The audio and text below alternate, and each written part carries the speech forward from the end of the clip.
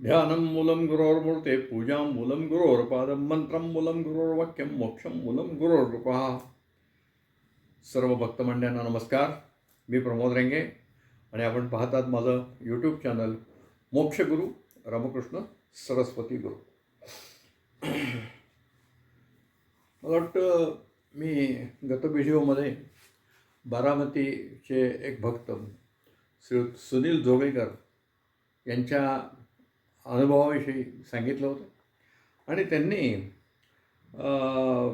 एक गुरुगौरविका पुष्प 4मध्ये एक जो लेख लिहिलेला आहे, न गुरोर्धिकम तत्वम न गुरोर्धिकम तपम.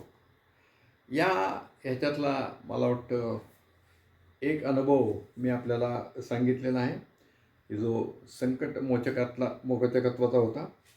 आणि आज मी दुसरा अनुभव माझे सद्गुरू कसे अंतर्यामी आहेत ते सांगणार आहे.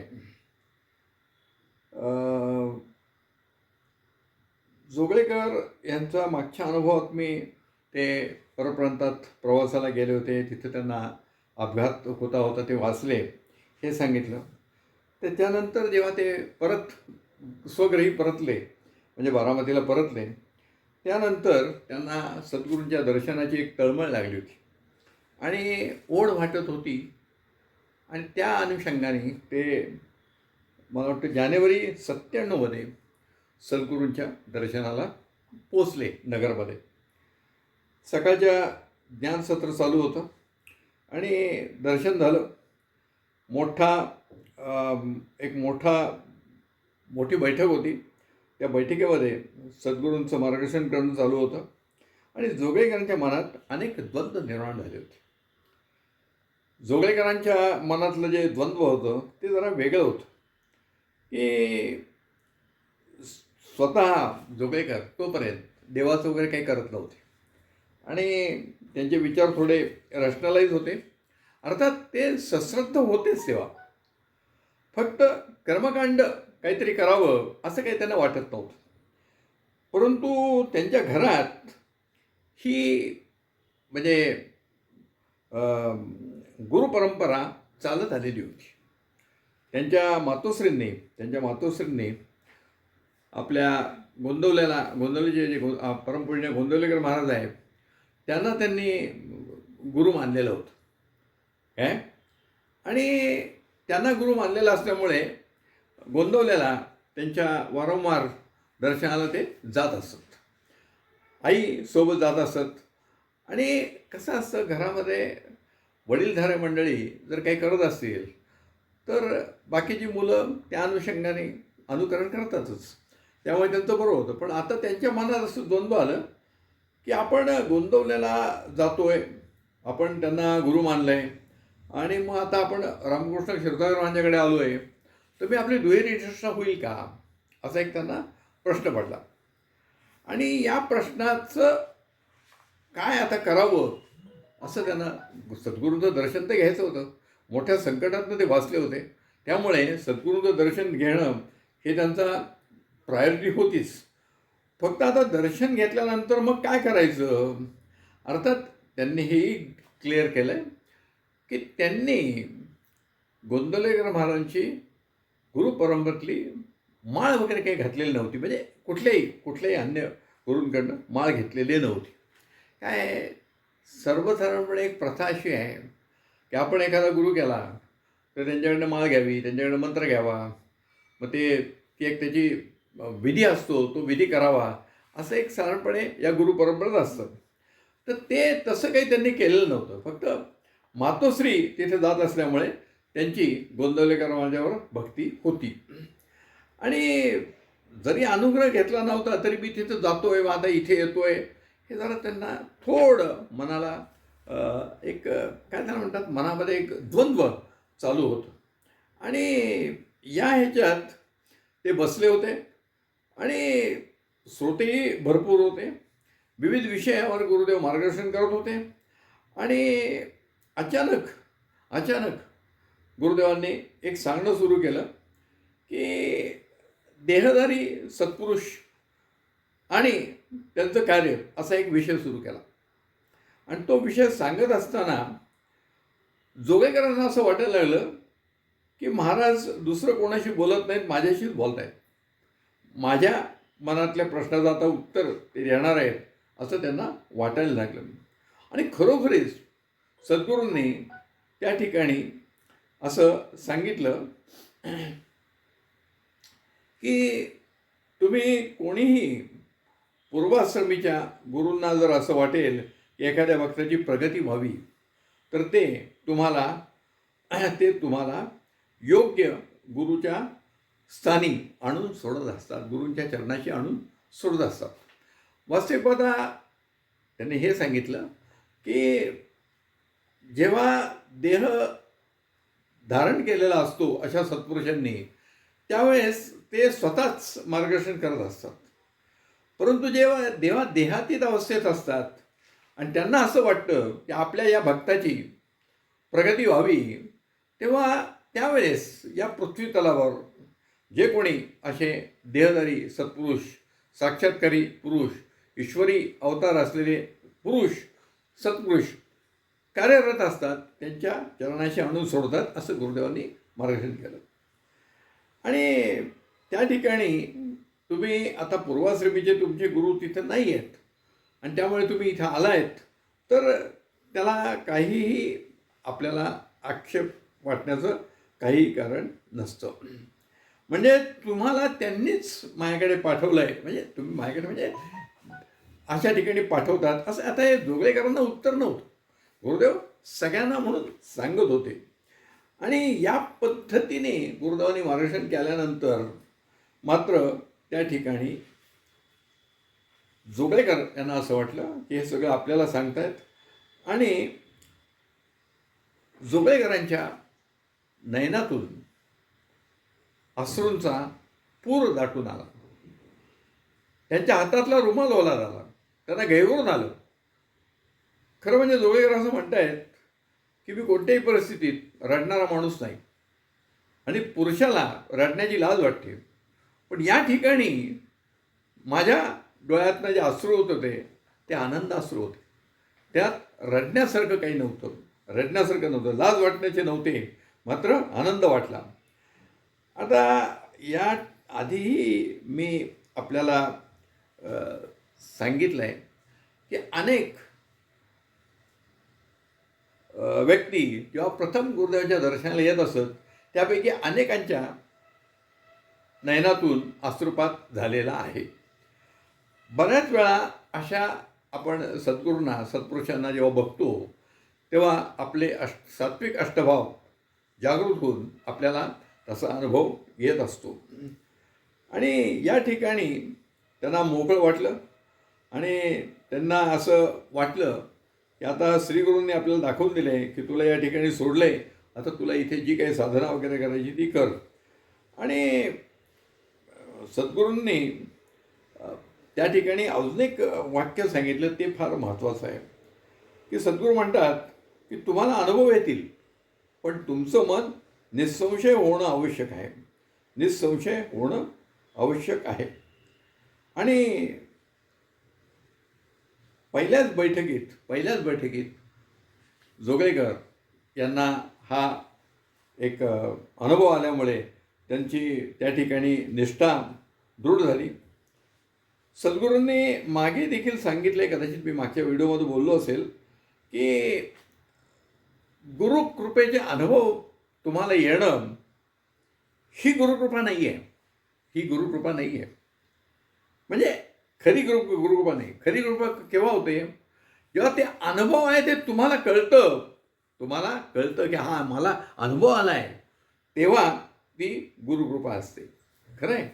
मी बऱ्याच वेळा आपल्याला सांगतो आहे की बऱ्याच भक्तांना अनुभव येतात पण त्यांना कळतच नाही हा अनुभव आहे. म्हणजे गुरुदेवांनी, साक्षात्कारी गुरुदेव जेव्हा आपल्यावर कृपा करतात तेव्हा ते आपल्याला कळणं गरजेचं आहे असं आपल्या सद्गुरूंचं सांगणं आहे. या गुरुपरंपरेत एक नियम पण आहे. जर आपण कोणी गुरु केलेले असतील तर अन्य गुरूंकडे जाऊ नये असं आपल्याला आपल्या गुरुदेवांनी म्हणजे क्षीरसागर महाराजांनी बऱ्याच वेळा सांगितलेलं आहे. त्याचं कारण असं आहे की एकदा जर तुम्ही गुरु केलेले असतील तर तुम्ही त्यांच्याकडनंच मार्गदर्शन घेतलं पाहिजे. हां, तुम्ही कुठेही दर्शनाला जायला हरकत नाही. त्यांनी असं सांगितलं आहे की कोणी गुरु केलेले असतील तर त्या गुरूंचा अवमान करू नका. तुम्ही इथे दर्शनाला यायला काही हरकत नाही. इथे या आणि ईश्वराकडे प्रार्थना करा की मला साक्षात्कारी गुरु भेटू दे. या नाही पुढच्या जन्मात, त्याच्या पुढच्या जन्मात कधीतरी ते तुम्हाला भेटतील. ईश्वर साक्षात्कार झालेले सद्गुरू भेटणं ही फार कठीण, तो फार क्वचित प्रसंग असतो. असं हे सगळ्यांनाच लाभतं अशातला भाग नाही. आता देखील आपण जर विचार केला की आपल्या गुरुदेवांच्या अवतीभोवती जे काही लोक आहेत, शिष्य असतील, भक्त असतील, ते किती आहेत? या पृथ्वी तलावर एवढे लोक आहेत, त्या लोकांपैकी किती किती टक्के आहेत असं विचार केला तर तर ते फारच कमी आहेत. त्यामुळे ते असं म्हणतात की तुम्ही प्रार्थना करा, या नाही पुढच्या जन्मात तरी तुम्हाला ईश्वरी साक्षात्कार झालेले सद्गुरू भेटतील. आणि याला आपल्या गुरुचरित्रातली परंपरा आहे बरं का.